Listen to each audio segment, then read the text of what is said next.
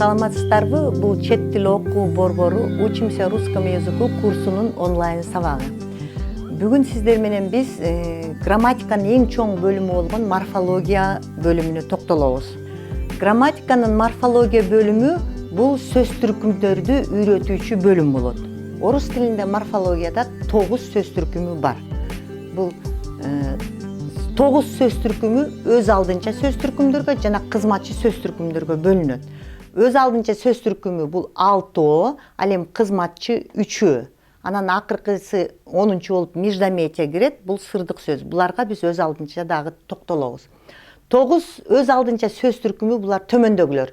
Имя существительное – затоточ, имя прилагательное – сынаточ, имя числительное – санаточ, местоимение – ататоч, глагол – этиш, наречие – такточ. Ал эми кызматчы сөз түркүмдөргө төмөнгүлөр келет. Предлоги бул түшүнүк кыргыз тилинде жок, ошондуктан бул предлогтор деп которобуз. Союзы байламталар, частицы бөлүкчөлөр. Анан 4-чү болуп бул междометия, бул сырдык сөз. Грамматиканын морфология бөлүгүнүн сөз түркүмдөрдүн арасынан мен сиздер менен бүгүн предлогтор жөнүндө сабак өтмөкмүн. Анткени предлогтор бул кызматчы сөз түркүмү болгону менен орус тилин билбеген, түшүнбөгөн адам ушу предлогтордун маанисин билип алса, өзүнүн оюн кыска же болбосо түшүндүрүп берүүгө мүмкүнчүлүгү жетет. Ошондуктан бүгүнкү сабагыбыз сиздер менен предлоги, предлогтор. Предлоги – это служебная часть речи. Эмнеси менен айырмаланат өз алдынча сөз түркүмдөр менен? От самостоятельных частей речи. Кызматчы сөз түркүмдөр бул сүйлөмдүн мүчөсү боло албайт жана суроого жооп бере албайт. Ал эми өз алдынча сөз түркүмдөр самостоятельные части речи отвечают на вопросы и являются членами предложения. Эми бүгүн биз предлоги – это служебная часть речи, которая выражает различные отношения между словами деген түшүнүктү бердик. Бул кыргызча мындай болот. Предлогтор бул сүйлөмдөгү сөздөрдүн бири-бирине болгон маанисин билдирет. Бири-бирине болгон маанисин билдирет же түшүндүрөт. Мисалы үчүн мынакей биз баарын предлогтордун баарын камтый албайм. Бул сүйлөө речке көп колдонулуучу, бат-бат колдонулуучу предлогторго мен сиздер менен бүгүн токтолом. В бул ичине деп маанисин жазып койдум. Ичине же ичинде. Мен стрелка менен бул куб аркылуу сиздерге түшүндүрүүгө аракет кылам. В деген ичине, мына стрелка менен көрсөтүп койдум. Бул объект ичине кириш керек же ичинде болуш керек. Мисалы үчүн в комнате, в кармане, в сумке, в футляре. Комнатанын ичинде, сумканын ичинде, чөнтөгүмдүн ичинде же болбосо футлярдын ичинде дегенди билдирет. В отношении куба то внутри куба. Вот в кубе, значит внутри куба. На үстүнө, үстүндө деп жазып койдум. Бул мынакей бул кубка карата кубтун үстүндө. Кубтун үстүндө мындай жабышып турган болуш керек да. На кубе, допустим. Или на столе, допустим. На книге, же болбосо на вешалке. Значит, бул столдун үстүндө, вешалканын үстүндө илинип турат. Бул кубтун үстүндө турат деген маанини билдирет. Ал эми кийинки түшүнүк над деген предлог бул үстүндө, бул кубка тийбей турат. Кубтун үстүндө деген маанини билдирет. Мынакей мен стрелка менен көрсөттүм, анан объектин да көрсөтүп койдум. Ушуну эле мен сиздерге мына төмөндөгү сүрөт аркылуу түшүндүргүм келип атат. Бабочка сидит на цветке. Значит, гүлдүн үстүндө конуп турат. Көпөлөк. Бабочка летает над цветком. Көпөлөк гүлдүн үстүндө, мына гүлгө тийбестен учуп жүрөт. Книга стоит на полке. Книги стоят на полке, то есть полканын үстүндө тизилип турат китептер. Ал эми картина висит над полкой. Бул полкага тийбестен мунун үстүндө илинип турат. Ворона сидит на крыше. Карга тамдын башында конуп турат. Ворона летит над крышей. Бул крышага тийбестен, бул тамдын башына тийбестен карга учуп жүрөт. На менен надтын айырмасы ушунда. На үстүндө, ал эми над үстүндө тийбей, ал объектиге тийбей. Кийинки предлог бул под. Под астында деп мен түшүнүгүн жазып койдум. Бул бир нерсенин буюмдун астында болот. Мына стрелка менен көрсөттүм. Бұл кубтың астында. Бұл объект кубтың астында болады. Мисал үшін, мяч закатился под стол. Топ столдың астына кіріп кетті. Же болсам, под моими ногами земля. Мен бұтымның астында жер. Под астында деген түшінікті береді. Из içінен. Мынаке мен жана в-ны içine киргизбедим белем. Ушул объект içінен чыгыш керек тагы. Мынаке момынтип стрелканы мен бул тарапка көрсөтүп койдум. Içінен. Мисал үчүн, вышел из комнаты, достал из кармана, вытащил из сумки. Комнатанын içінен чыктым, сумкамдын içінен алдым, чөнтөгүмдүн içінен алып атам деген түшүнүктү берет. Дону чейин деп жаздым мен, чейин. Мисал үчүн, бул кубка карата до içine кирбейт, мына объект ушул кубка жетет, мына ошонун жанындагыны түшүнүктү чейин деп билдирет. Ал эми от, мына ушул эле объектини кайра артка кетип аткан стрелка менен көрсөттүм, от андан дегенди билдирет. Мисал үчүн, до куба, от куба деп түшүндүрөйүнчү. Же болсом, от моей квартиры до учебного центра. Менин квартирамдан окуу борборуна чейин дегенди түшүндүрөт. Андан кийин заны мен артында деп жаздым.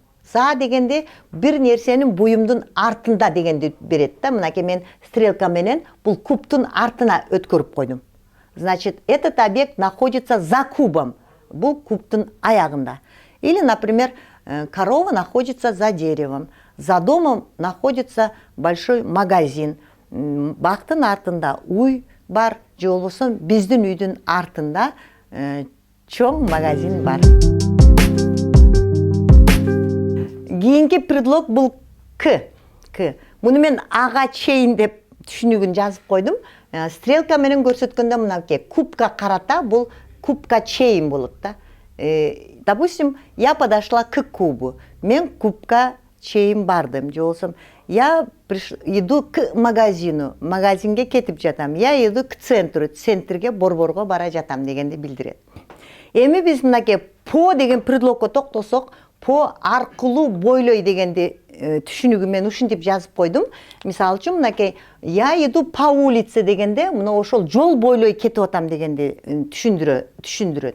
Я разговариваю по телефону. Мен телефон аркылуу сүйлөшүп жатам дегенди билдирет. Ушул пого эле мааниси менен кичине жакын болот, бирок деген бул да мааниси башканы берет. Мисалы үчүн жанында деп жазып койдум мен.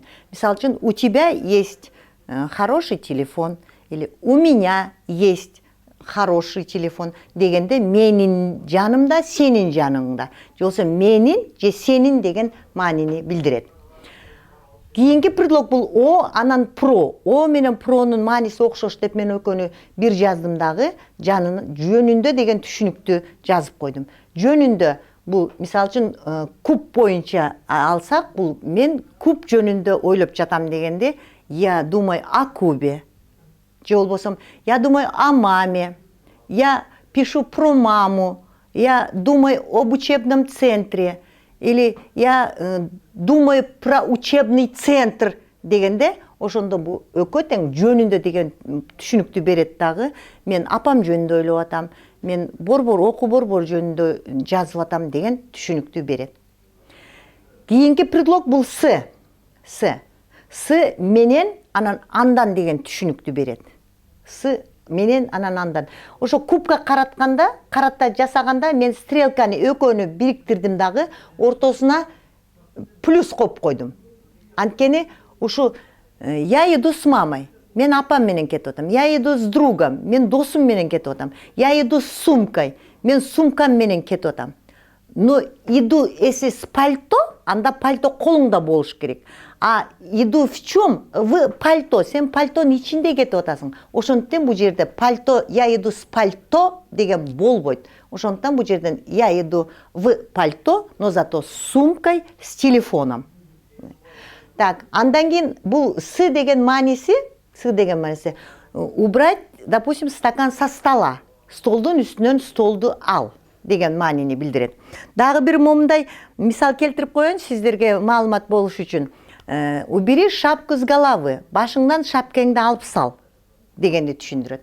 Ал эми убери шапку с головой деп койсоң эле, аяккы уланды мүчөсүн өзгөртүп койсоң эле, ал шапканы башың менен кошо алып сал деген түшүнүктү берет. Ошондуктан ушул предлогду колдонгондо туура колдонгонго аракет кылыш керек. С головой деген бул творительный падеж, ал эми с головы деген родительный падеж. Мына ушул жерден уланды мүчөнү туура колдонушуңуздар керек.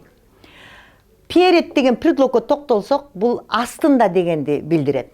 Мисалы үчүн, бул кубка карата алсак, бул кубтун астында, мына бул кубтун астында турган буюмду перед десек болот. Перед нашим зданием расположено большой супермаркет. Биздин имараттын астында чоң супермаркет жайгашкан. Передо мной стоит, допустим, большой памятник. Менин астымда чоң эстелик турат дегенди билдирет. Около, возле, булар мааниси менен синоним предлогтор десек болот. Жанында, около, жанымда же болбосом, около меня, около тебя, сенин жаныңда, менин жанымда, около этого магазина, возле этого магазина, бул дүкөндүн жанында, ал дүкөндүн жанында, около центра, бул центрдин жанында, возле метро, метронун жанында, мына ошондой түшүнүктүү берет. Через деген предлог бул аралай кесе дегенди билдирет. Муну кубка карата, мына мисалы үчүн момундай мен стрелканы кесип туруп өткөрүп койдум. Бул аралай кесе. Например, я иду через двор. Мен коро аркылуу кетип атам. Я иду через метро. Мен метро аркылуу кетип атам. Я иду через подземку. Мен подземка аркылуу кетип атам дегенди, аралай кетип атам дегенди билдирет. Кийинки предлог без дегенге токтосок, без дегенге ансыз деген болот. Ансыз. Мисалы үчүн, мына без тебя мне очень скучно. Сенсиз мен аябай жаман сезем өзүмдү. Же болбосом, без денег очень неуютно живется. Акчасыз биз жакшы жашай албайбыз деген маанини билдирет да. Без деген ансыз деген. Без деген ансыз деген. Ал эми кийинки эки предлогту из-за менен из-подту, бул кызык предлогтордун бирөө.